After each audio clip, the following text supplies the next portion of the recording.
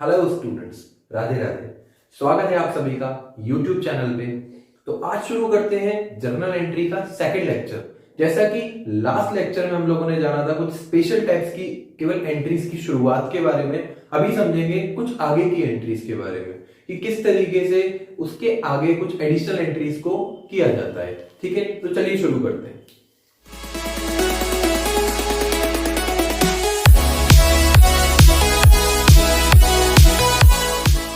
तो देखिए, जैसा कि ये है मॉडर्न कंसेप्ट ऑफ अकाउंटेंसी। हमें पूरी की पूरी अकाउंटेंसी में केवल 5 चीजें देखने को मिलती हैं। CLEAR, clear. C for capital, L for liability, E for expenses, A for assets और R for revenue.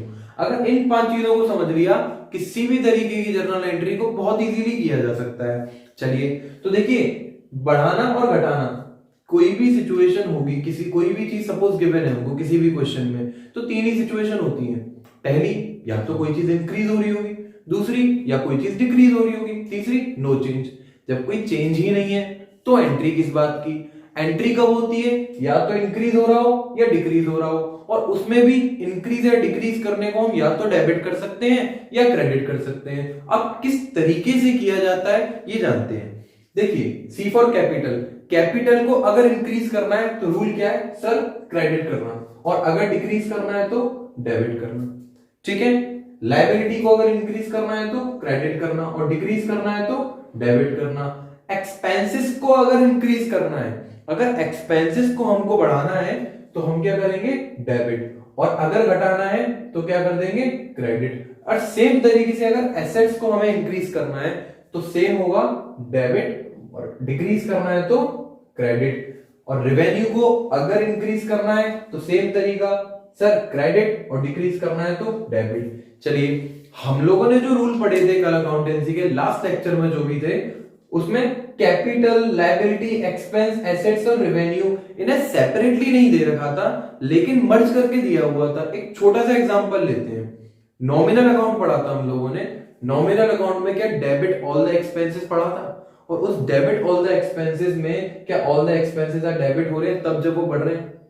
Same rule आ गया। और क्रेडिट ऑल द गेन्स, मतलब गेन मतलब जो भी पैसा हमारे पास आ रहा है, गेन रेवेन्यू एक ही बात है। रेवेन्यू मतलब जो भी पैसा आ रहा है उसको क्या करना होता है? क्रेडिट करना होता है। अब याद करने वाली बात क्या है कि इन दोनों का कंसेप्ट, ये दोनों हमेशा एक जैसे रहते हैं। एक्सपेंसेस और एसेट्स, इन दोनों का नेचर सेम है। अगर आपने ये जान लिया, अब सारी चीजें समझ जाएंगे। Is that clear? चलिए नोट डाउन कर लीजिए। अब जानते हैं कुछ स्पेशल तरीके की जर्नल एंट्री। शुरुआत करते हैं पहली एंट्री से। किसी भी क्वेश्चन में की जाने वाली सबसे पहली एंट्री होती है B, business started with cash ₹10,000।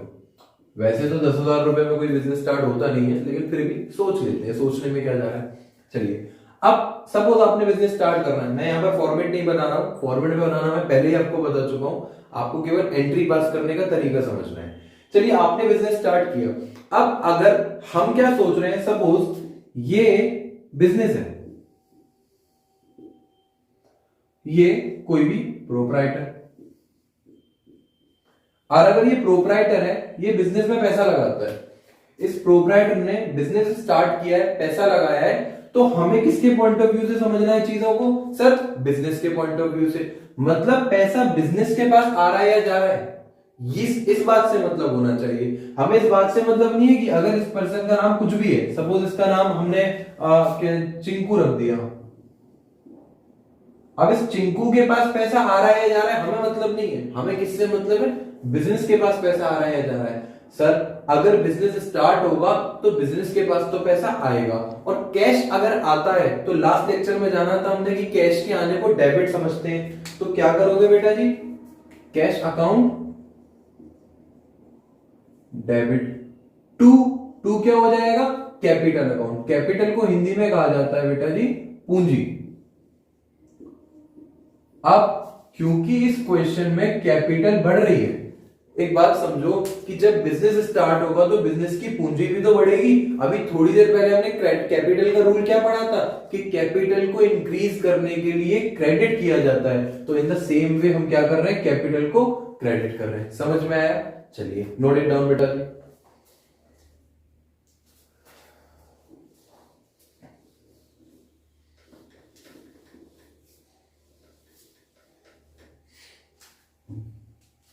अब इसके बाद कुछ जरूरी एंट्रीज। पहली,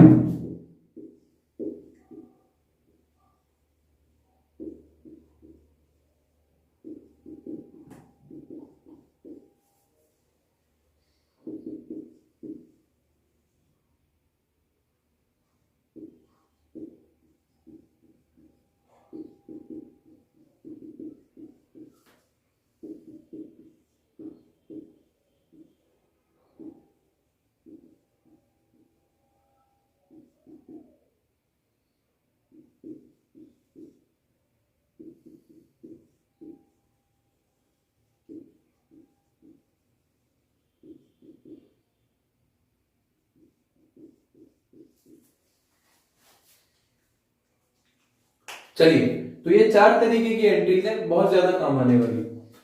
देखिए अब अगर फॉर्मेट में आप सिंपल एंट्रीज पास कर रहे हो, पहला ट्रांजैक्शन क्या है sir, purchase goods for cash. अगर हम गुड्स को परचेज करेंगे, एंट्री क्या हो जाएगी बेटा,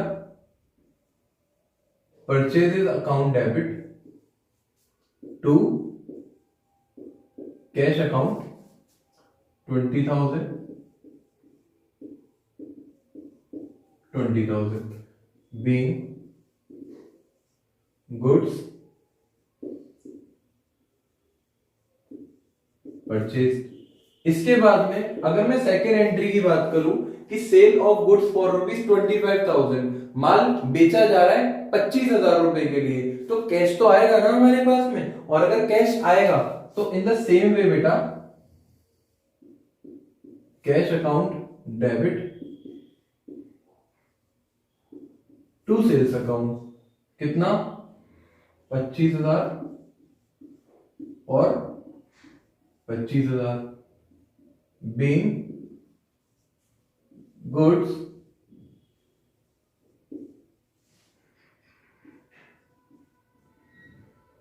सोल्ड फॉर कैश। बात समझिएगा कि जब हमने माल बेचा है, अब देखो एक बहुत छोटी सी बात मैं रिलेट कराना चाहूंगा अभी उस अकाउंट से जो हमने बनाया था, उसमें दो कंसेप्ट थे, एक एक्सपेंसेस और एक रेवेन्यू। अब एक बात समझिए कि एक्सपेंस का मतलब खर्चा, हम जब माल खरीद रहे हैं तो हमारा खर्चा हो रहा है।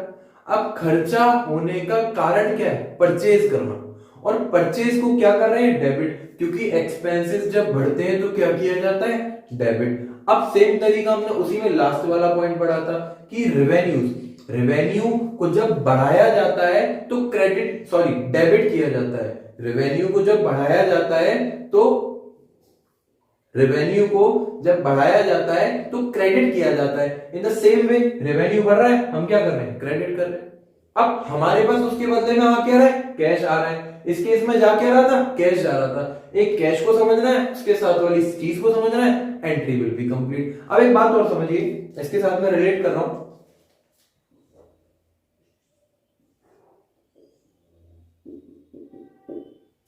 देखिए आपने परचेज रिटर्न कर दिए गुड्स को, आपके पास जो गुड्स आए थे आपने उनको रिटर्न कर दिया। अब क्या माल हमारे पास से जाएगा, और अगर माल जाएगा तो या तो हमारे पास सिंपल सीधी बात है, ये मान के चलो कैश वापस आएगा, या वाली बात ही नहीं कर रहे, कैश वापस आएगा। क्या लिखोगे बेटा जी, कैश अकाउंट डेबिट टू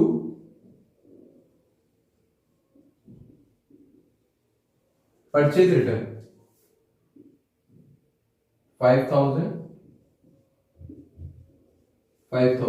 ध्यान रहे कई बार परचेज रिटर्न को return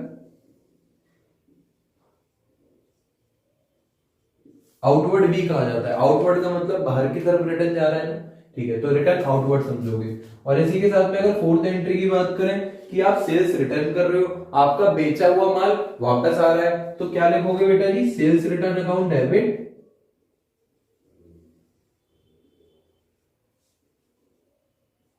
to cash account. Is that clear? चलिए इसमें क्या हो जाएगा, 10,000 सर 10,000 यहां तक की कहानी समझ में आ गई? नोट इट डाउन बेटा जी। चलिए अच्छा, नरेशन आप इसमें लिख लीजिएगा। नरेशन के साथ में जो भी होगा उसके नीचे अंडरलाइन करते हैं। मैं पूरा फॉर्मेट में नहीं बना रहा, नहीं बता रहा, आप लोगों को एंट्री करनी आनी चाहिए। नरेशन तो जो क्वेश्चन में लिखा होता है ना कई बार, वही बना लेते हैं। जानने वाली बात, एग्जामिनेशन में काम आने वाला और हिट करने वाला सबसे ज्यादा इंपॉर्टेंट पॉइंट।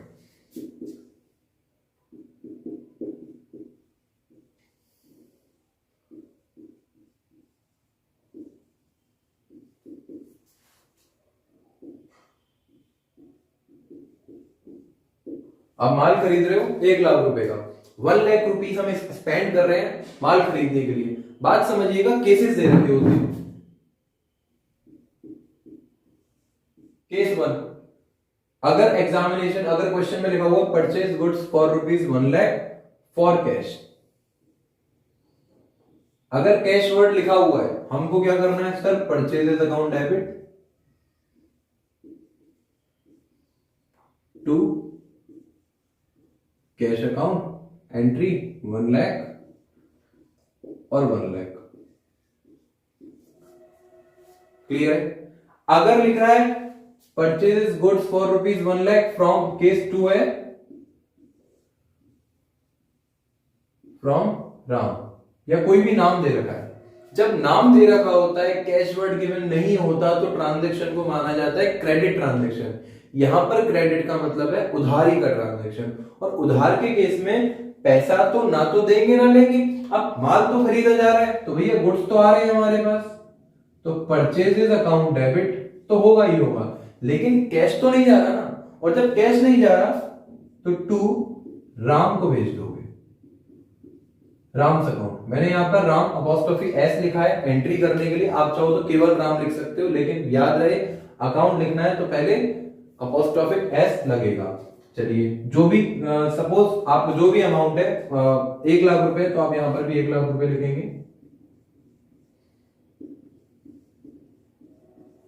ठीक है, चलिए इसके साथ में जानने वाली बात, अगर क्वेश्चन में कुछ भी गिवन नहीं है and nothing is given in the question, कि भैया ना तो कैश गिवन ना Ram given, if nothing is given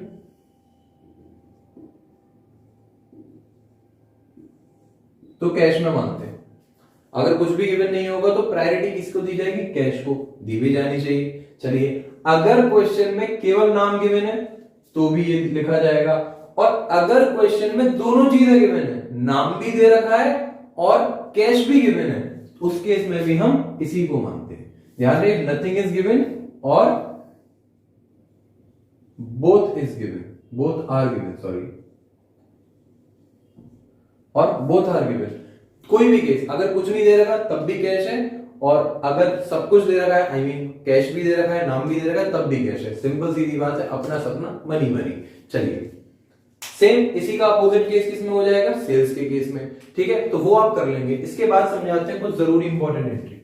कई बार एग्जामिनेशन में आ जाता है purchase goods for ₹1 lakh payment, या फिर कह सकते हैं हाफ पेमेंट मेड, बस हाफ पेमेंट किया है हमने। एंट्री क्या हो जाएगी बेटा जी? Purchases account debit to cash account. हाँ, क्वेश्चन में purchase goods from 1 lakh from Ram, Ram given है। Purchases account debit to cash to Ram. 1 lakh रुपए के गुड्स खरीदे तो 1 लाख तो आना ही चाहिए। अब अगर पेमेंट कर रहे हो हाफ, तो 50,000 रुपीज का तो कैश जा रहा है, और जो उधारी में है वो 50,000 है। Is that clear? चलिए, इसके आगे समझते हैं एक छोटी सी बात।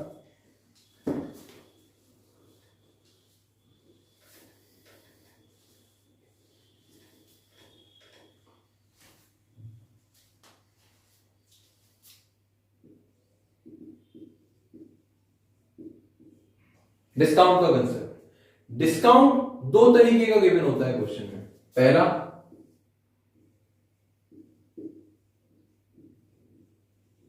कैश डिस्काउंट, दूसरा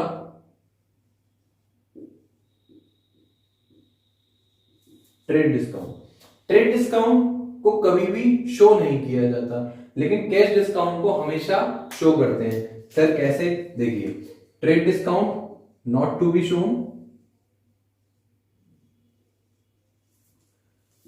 इसमें लिख सकते हो टू बी शोन। कहां पर? एंट्रीज में। सपोज हम एक ट्रांजेक्शन कर रहे हैं,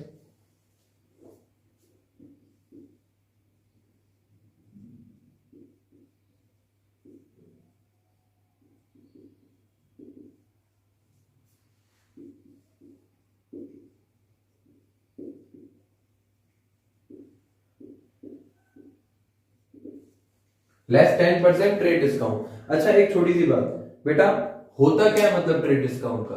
देखिए, कभी भी क्वांटिटी एक्स्ट्रा परचेज करने पे हमको जो भी ट्रेड डिस्काउंट मिलता है, जो भी डिस्काउंट मिलता है, सपोज आप मार्केट गए कुछ खरीदने, आप विशाल मेगा मार्ट चले गए कुछ खरीदने, आपने किसी भी 2000 की चीज को खरीदा। अब वहां पर कई बार क्या होता है, मार्केटिंग स्ट्रेटेजी, 2000 रुपए लिख रहे होते हैं, ऐसे काट रखा होता है, और फिर उसके नीचे लिख रहे होते हैं 1500 रुपए, और वो बहुत प्यार से कह रहा होता है। और कई बार अगर आप सेल्समैन पे चले जाओगे, कभी नेकलेस ले लें कुछ भी, कि बहन जी सिर्फ आपके लिए, वैसे तो 2000 रुपए का है लेकिन आपके लिए 1500 रुपए का बनाया हुआ है।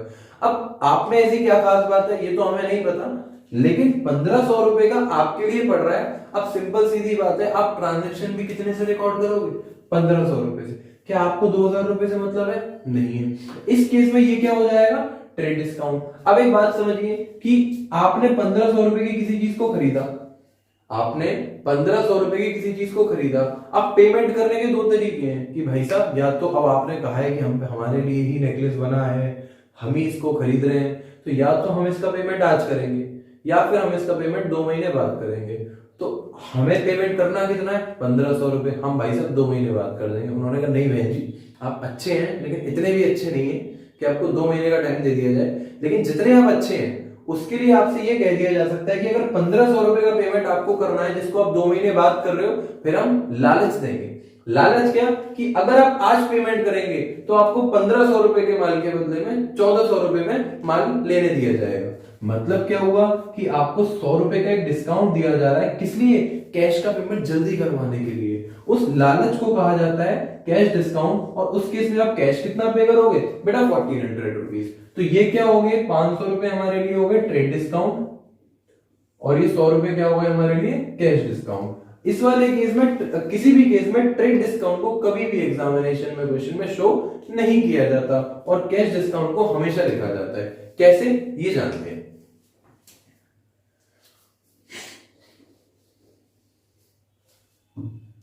तो देखिए, purchase goods for ₹20,000 less 10% trade discount. आपने एंट्री क्या करनी है? Purchases account debit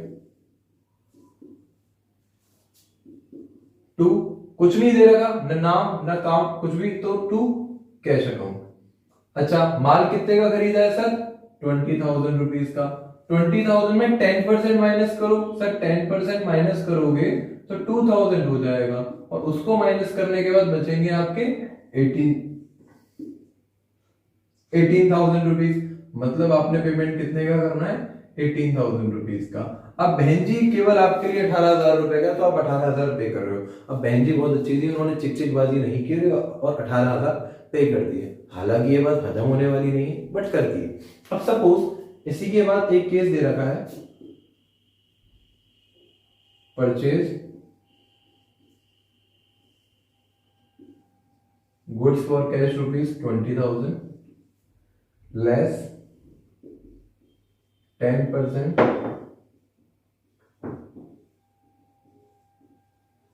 trade discount and 2% cash discount. अब एक बात समझो, 10% ट्रेड डिस्काउंट दे रहे हो, 2% कैश डिस्काउंट दे रहे हो। बात समझिएगा ध्यान से कि इस वाले केस में purchases account debit to cash account. क्योंकि हमने माल खरीदा है 20,000 रुपए का, तो 10% का तो सर इसमें ट्रेड डिस्काउंट लगना चाहिए। हम 10% का ट्रेड डिस्काउंट लगा देंगे। तो मतलब क्या हुआ? हमने खरीदा था कितने का? वही पहले की तरह 20,000 रुपए का माल खरीदा। 10% ट्रेड डिस्काउंट कितना हो जाता है? 2,000 रुपए। और हम कितना लिख देंगे बेटा जी? 18,000 रुपए। चलिए, तो हमने माल कितने का खरीद दिया? 18,000 रुपए का। लेकिन हमको दिया जा रहा है उस पर कैश डिस्काउंट। याद रखिए, कैश का डिस्काउंट हमेशा वहां लिखा जाता है जहां पर कैश या बैंक कुछ भी लिखा जाता है। बैंक हम बाद में समझेंगे कैसे होता है, लेकिन जैसे सपोज कैश क्रेडिट में लिखा जा रहा है तो डिस्काउंट भी इसके साथ में आएगा। एक छोटा सा एग्जांपल ले सकते हैं, डॉगी और डॉगी की टेल। हालांकि हिंदी में जब मैं यूज करता हूं कुत्ता और कुत्ते की पूंछ आप इसको कह सकते हो, लेकिन टू कैश और डिस्काउंट।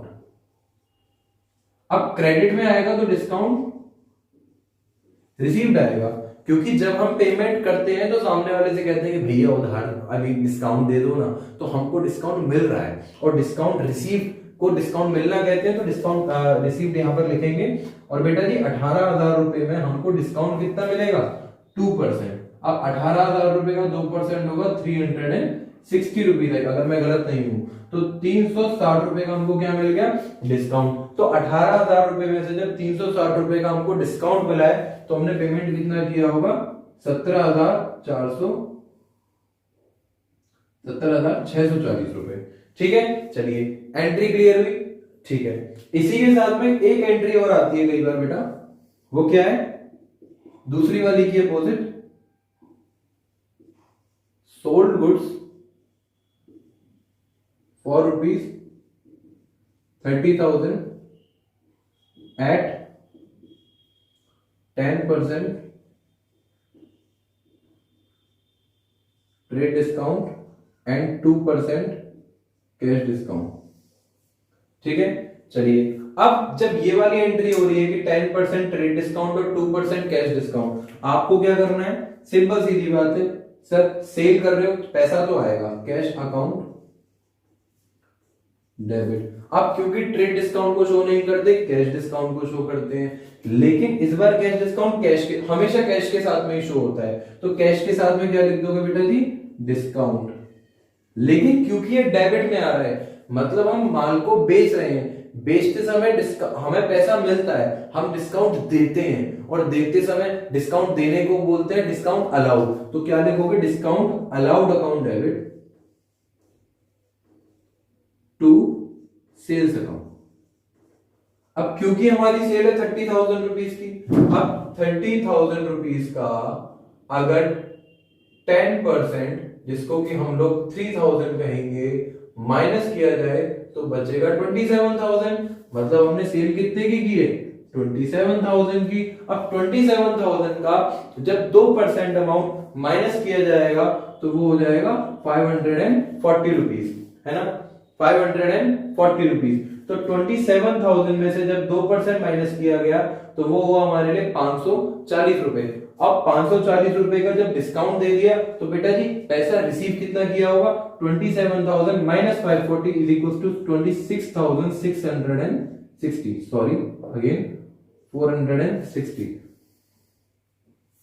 ठीक है, तो ये थी आज की कुछ इंपॉर्टेंट एंट्रीज परचेज और सेल से रिलेटेड। इसके आगे की बहुत कुछ छोटी मोटी एडिशनल एंट्रीज हैं, उनको समझेंगे हम लोग अगले लेक्चर में। तब तक के लिए इंतजार करिएगा और बने रहिए हमारे साथ। मिलते हैं अगले वीडियो में। जय श्री कृष्ण।